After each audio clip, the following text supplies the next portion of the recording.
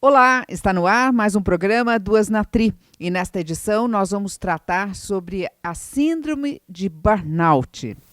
Os sintomas desse distúrbio variam de males físicos, como o cansaço extremo, até questões mentais, com diagnóstico mais complicado, como o estresse. Também conhecido como esgotamento profissional, o burnout é provocado por excesso de trabalho. Os casos aumentaram muito durante a pandemia e o home office foi um dos motivos apontados, já que muita gente acumulou funções e teve de dar conta dos afazeres da casa e das inúmeras obrigações profissionais, né, Silvia? Olha, e para falar sobre esse tema, nós convidamos a Flávia Vasconcelos, que é psicóloga e professora de pós-graduação da Unip. Flávia, muito obrigado pela sua participação aqui, viu? Olá, muito obrigada. Prazer enorme estar aqui de volta, falando com vocês sobre um assunto tão importante que a gente precisa alertar aí a população. Ô, Flávia, o burnout ele tem uma série de sintomas e pode aparecer de forma diferente para cada pessoa, mas podemos definir como um esgotamento profissional mesmo? Seria esse o caminho? Exatamente. Malu, a síndrome de burnout, ela é caracterizada, a definição dela é o esgotamento físico e emocional direcionado ao trabalho.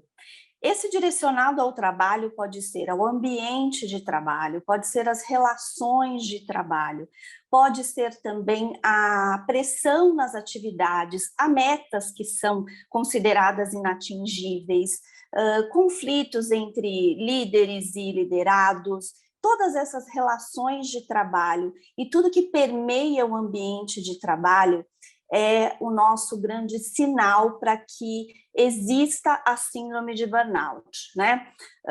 É uma síndrome que já tem a sua própria classificação específica dentro aí da classificação de doenças, né? Isso é recente, até 2, 3 anos atrás, realmente não tínhamos essa classificação específica, então tudo era depressão ou transtorno de ansiedade, mesmo quando vinha através do trabalho. Hoje a gente já tem essa classificação e tudo que permeia o ambiente de trabalho, atividades, relações e o próprio ambiente laboral, a gente define como síndrome de burnout. Agora, Flávia, existe o burnout que não é ligado a esse ambiente laboral? Se bem que nós, né, na pandemia, trabalhamos home office, não sei nem se pode falar isso, mas às vezes tem muitas obrigações em casa, a ajuda dos filhos não existe nenhuma. Isso também pode ser um gatilho? Sim, e foi, né? Sim, e foi um gatilho. Nós temos muitos papéis, né, a exercermos. Então, o que acontece? Eu tenho as minhas atividades de trabalho, mas eu tenho tudo que eu preciso fazer em casa. Eu preciso cuidar das crianças, eu preciso cuidar da casa. Tudo isso sobrecarregou demais. Então, ajudou, foi um gatilho para que essa síndrome crescesse tanto durante esses tempos de pandemia. E tem crescido, são estatísticas mesmo. Claro que a gente sempre teve as profissões que são as primeiras, né, declaradas como as campeãs aí de síndrome de burnout, como médicos, enfermeiros, professores, bombeiros, policiais. Essas profissões sempre foram as campeãs. Agora, imaginem depois de pandemia, né, a área da saúde, como é que ficou? Então, existem muitas campanhas aí, muitos projetos que cuidam especificamente, né, da linha de frente aí da área de saúde, por conta desse esgotamento profissional. E todo esse acúmulo de funções serve como gatilho, sim, porque é mais uma pressão, né? É mais uma obrigação que você tem que atender, é mais uma expectativa da sua própria família, da sociedade, do esposo, da esposa, dos filhos, que você precisa cumprir. Então, não deixa de ser um ambiente laboral que se acumula ao seu trabalho. Então, sim, um grande gatilho. Agora, Flávia, eu queria também entender qual é, em literatura, a gente chama de ponto de virada, né? Como é que é esse divisor de águas? Porque, assim, nessa pandemia, vamos pegar o exemplo da pandemia, todos nós trabalhamos, tivemos demandas, né, das mais variadas formas. Mas, assim, quando é que a gente percebe que é o momento de parar? Porque, assim, uma mensagem chegou. O que a gente sente, né? Para saber que está Não com essa é, síndrome, Silvia, por exemplo. porque, por exemplo, aí chegou ontem uma mensagem, né? 11 horas da noite, eu mando mensagem para a Silvia, mando para a produtora, a Cris, mando mensagem para ela alterando o nome do convidado do programa. Como é que pode? Como é que eu sei esse tempo? Será que eu estou cansando, deixando ela cansada? Né, Silvia? Esse momento... É o limite, né? É o limite, é exatamente isso que é a minha grande dúvida em relação a esse assunto, Flávia. Pois é. Vamos falar de algumas alterações que acontecem no nosso corpo físico, né, para a gente começar a tentar identificar. Então, por exemplo, alguns sintomas físicos, alterações no sono. Já é um sintoma físico do burnout. Pode ser insônia, né? Normalmente vem em formato de insônia, mas pode ser também uma exaustão tão grande que você só quer dormir, dormir e dormir. Porque o burnout tem uma característica de depressão, na verdade ele é um tipo de depressão ocasional, né? Ele é ligado aos sintomas de depressão. Então, alterações no sono, alterações de humor, instabilidade emocional. Se você sente alterações gástricas, é totalmente ligado normalmente. Enxaqueca, dores na coluna, aquelas travas na coluna que acontecem, sabe? Que às vezes você levanta e sua coluna trava, você não consegue levantar para trabalhar. Tudo isso é um sinal de que o seu corpo está esgotado. Vertigens, labirintite emocional. Existe labirintite emocional, né? Você levanta, de repente você tem uma vertigem, você se alimentou, você não tem hipoglicemia, tá tudo naturalmente bem, mas você se sente completamente zonzo ali. Sudorese, sabe aquela transpiração que vem do nada, não tá calor, você não tá com febre, mas você começa a transpirar, muitas vezes gelado, né? As mãos ficam frias, né? Você fica gelado e você está transpirando. Esses são todos sintomas de burnout. E quando isso acontece, né? Tem alguns relatos assim de pacientes. Flávia, eu acordei e quando eu olhei para o computador, eu comecei a tremer. Eu não consegui chegar até o meu notebook, porque eu tremia, eu travei. E aí, o nosso cérebro tem, né, o cérebro reptiliano, que é o nosso cérebro mais primitivo, ele tem essa alternativa, né? Quando a gente sente medo, se sente ameaçado e acuado, ou a gente luta, ou a gente foge, ou a gente trava, né? Então, diante do medo, a gente tem essas três alternativas. E é muito comum a gente travar. Sabe aquela paralisação, aquele momento de ausência, que você fala, meu Deus, não sei para onde ir, o que fazer e nem o que eu estou fazendo aqui agora. Então, esse é um relato muito comum. Olhei para o computador, comecei a tremer. Não consegui abrir meus e-mails. Ou a cada toque do WhatsApp, a notificação do WhatsApp, que se tornou uma ferramenta de trabalho, né? A pessoa já começa a suar frio.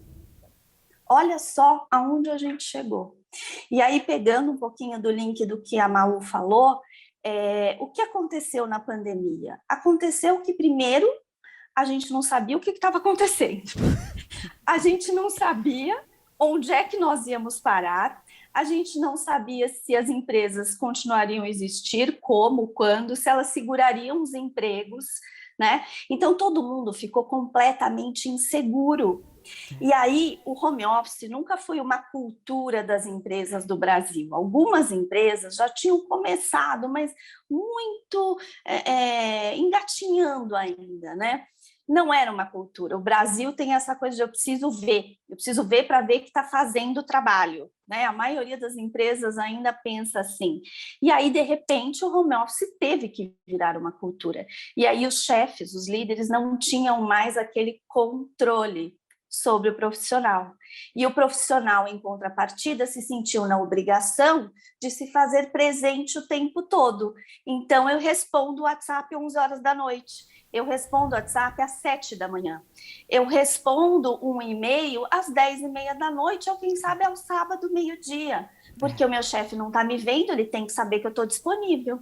É verdade. Gente, isso virou uma bola de neve tão grande que as pessoas, tanto os chefes, os líderes, quanto os liderados, perderam a noção dos seus limites e simplesmente hoje se trabalha full time. É verdade. Ô, Flávia, mas dentro de tudo isso que você está falando, que eu tenho certeza que muita gente está se identificando, para caracterizar a síndrome de burnout, são todos esses sintomas ou 1, 2 ou 3 já caracteriza? Porque muitas vezes a gente, pelo fato de a gente estar andando, falando, acordando, trabalhando, a gente não detecta que está com síndrome de burnout. Como é que você sabe? Exato.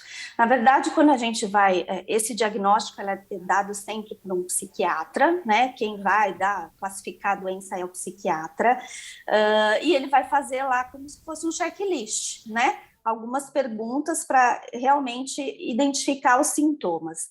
O que a gente precisa entender para as pessoas se perguntarem aí, né? Primeiro, você tem prazer quando você levanta para trabalhar? Você se sente bem? É um alívio ou é um problema? São perguntas para a gente refletir, né? Outro ponto, essa é fatal. Domingo à noite, quando você pensa na segunda de manhã, qual é a sensação que vem para você? É medo? É pavor? Eu tenho burnout faz tempo, então. Eu também, Flávia. Segunda à noite, domingo à noite não dá para a gente avaliar aqui. Pois é, mas é um indicador. E sabe o que é interessante? Boa informação aí. Normalmente, gente, quem tem burnout são as pessoas que são apaixonadas pelo que fazem, tá? Não são as pessoas que não gostam do que fazem. Por quê? Porque quem tende a ter burnout? Workaholics, né? Os viciados no trabalho. Essas pessoas que se engajam tanto, se doam tanto, e o trabalho se torna realmente a grande prioridade da vida. E aí você deixa de pensar e cuidar de outros aspectos, da sua saúde física, da sua saúde emocional, do seu lazer, do seu exercício físico. E aí, quando você começa a somatizar, né, que é a psicossomática, a gente somatiza as dores emocionais em dores do corpo, aí a gente começa a ficar alerta. Então, assim, não é que a pessoa vai ter a labirintite, a gastrite, a enxaqueca e a coluna travada, tudo ao mesmo tempo, a gente espera que não, né? Mas ela pode ter 2 desses, mais a angústia, mais a insônia. A angústia é uma característica. Sabe aquele aperto aqui no meio do peito? Que você não sabe explicar? Nossa, eu tô com um aperto e esse aperto não sai, gente. Esse aperto não sai. A pessoa não consegue nem explicar. Choro, né? Aquele choro frequente, constante. É muito importante a gente identificar também a constância e a durabilidade desses sintomas, porque pode ser só uma enxaqueca, né? Mas normalmente essas queixas, elas vêm permeadas de queixas em relação ao trabalho. Ou assédio moral. Assédio moral é um grande gatilho, é um grande desencadeador de burnout, né?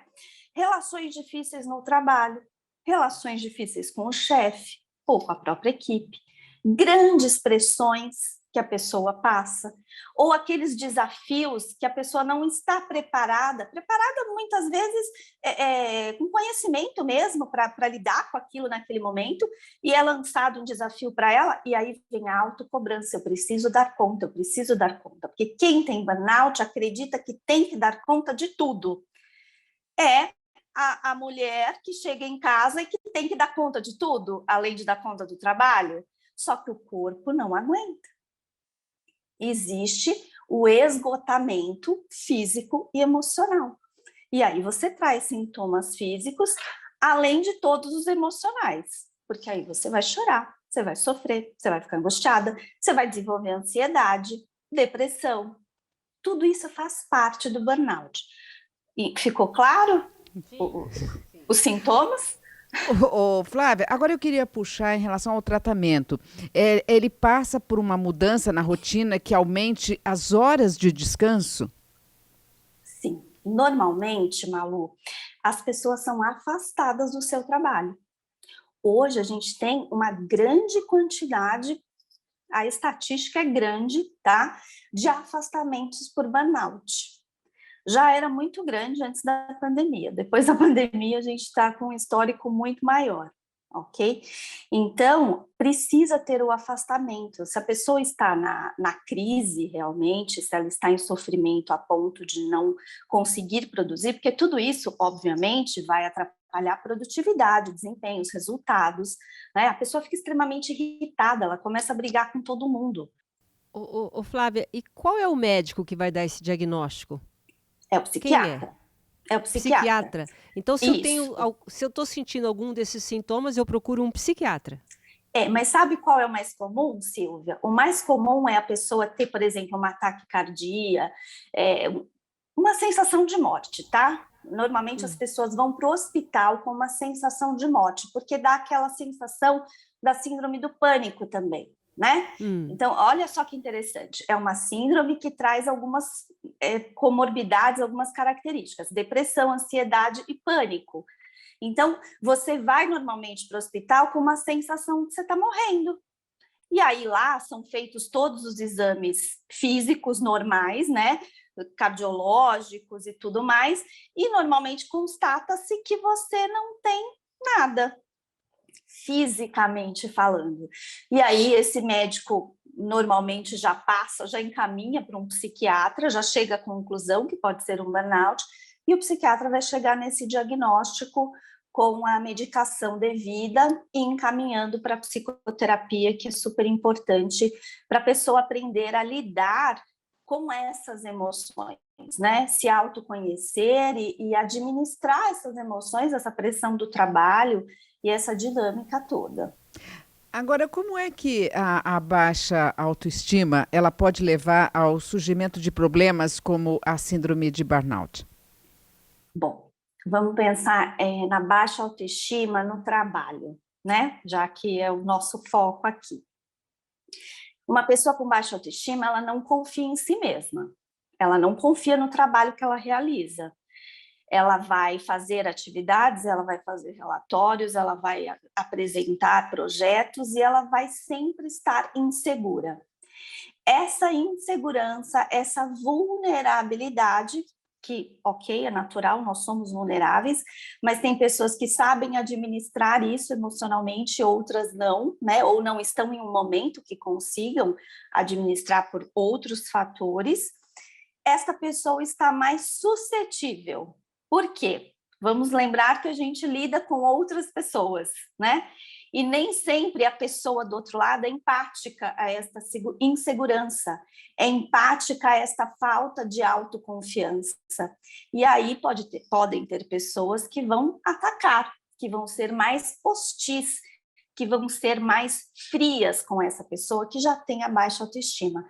Isso para ela vai se tornar muito grande, vai ser uma dor psíquica muito relevante. E aí, a constância, a intensidade, a frequência disso, com todo o medo que essa pessoa sente, pode sim chegar a uma síndrome de burnout.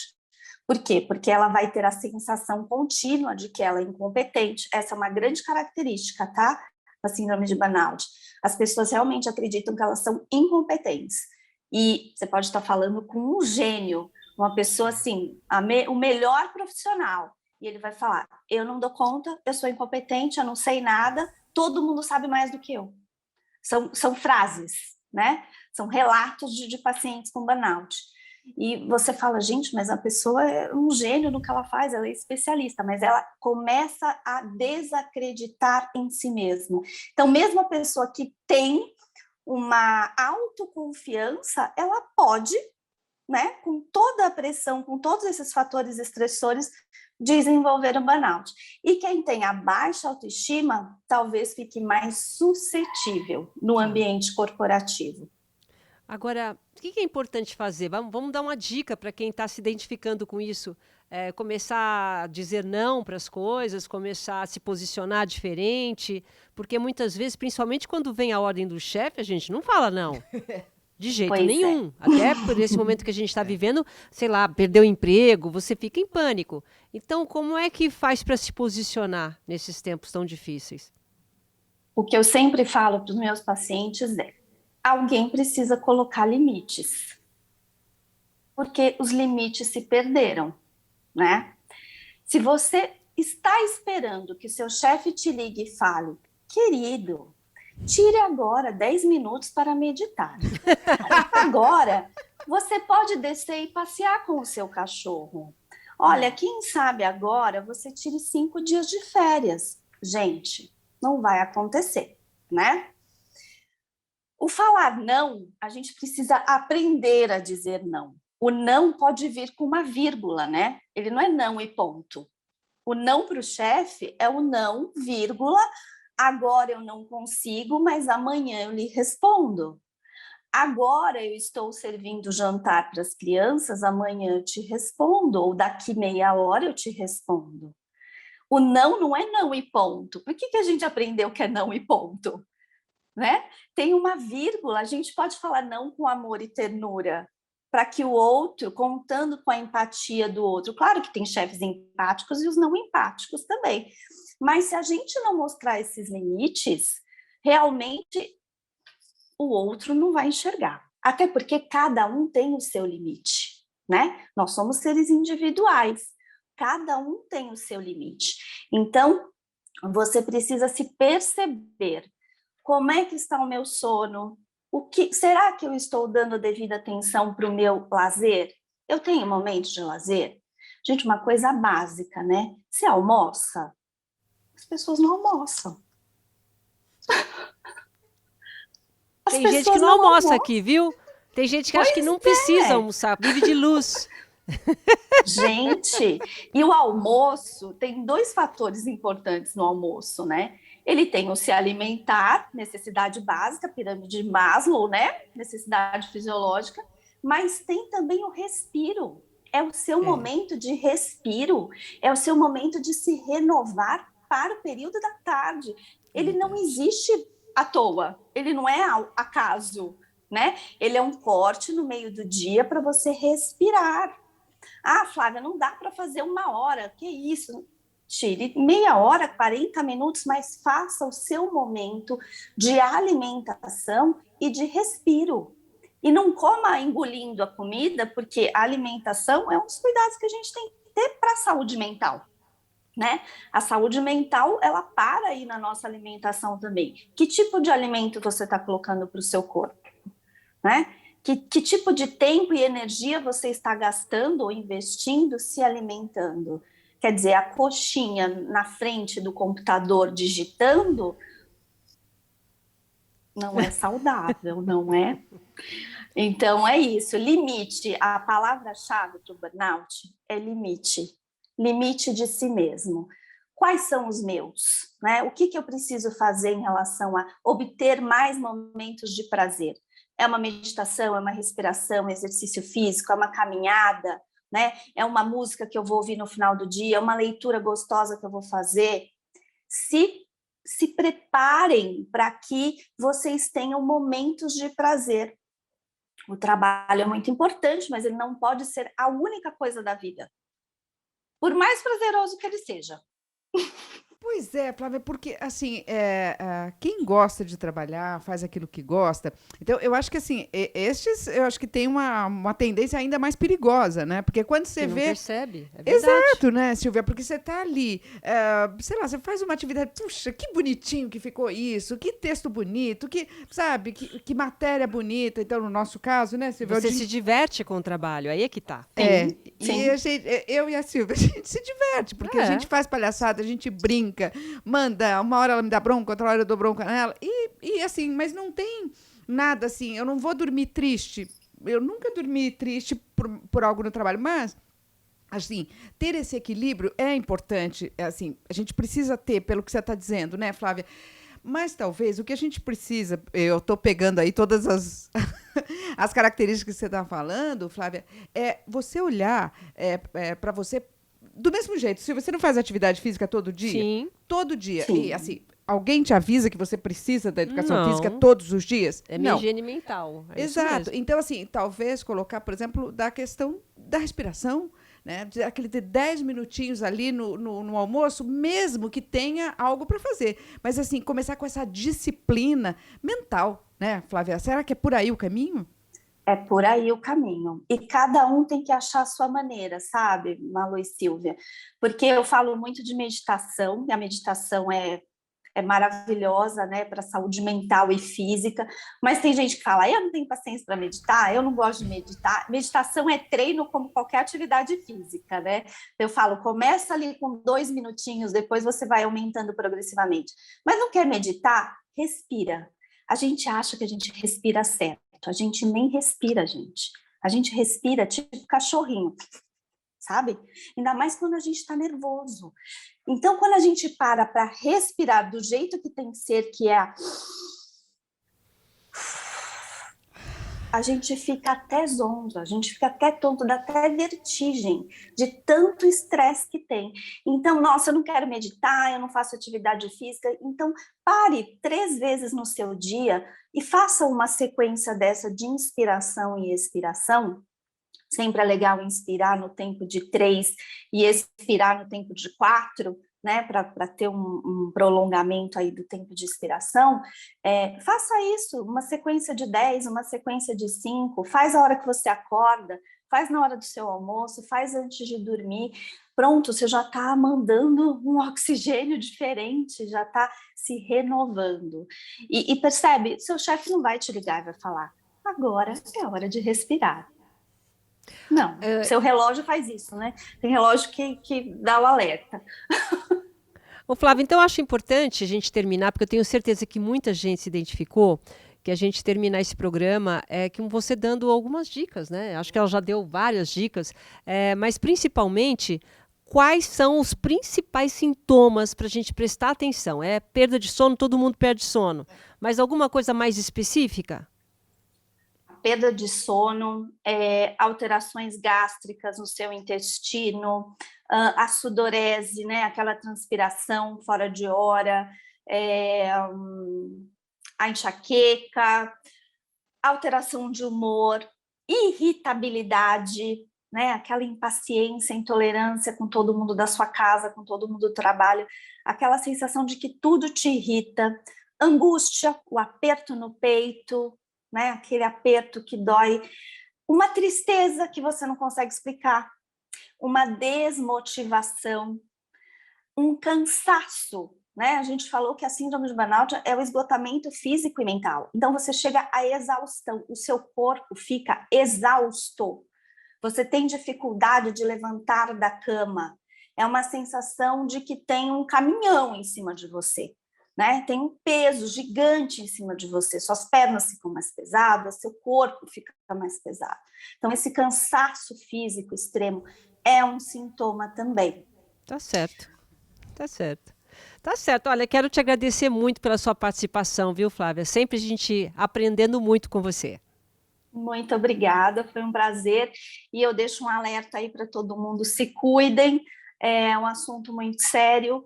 E como tudo, se a gente previne, né, é muito melhor do que remediar. Então, cuide da sua saúde mental, cuide do seu autoconhecimento, busque a melhor maneira aí de você se cuidar, tá bom? E aí fica meu Instagram, @FlaviaVasconcelospsi, que tem bastante dicas lá também de saúde mental. Tá Obrigada, certo. Silvia e Malu. Obrigada a você, Flávia. E o Duas na Tri fica por aqui. Obrigada pela sua companhia e até o próximo programa. Tchau!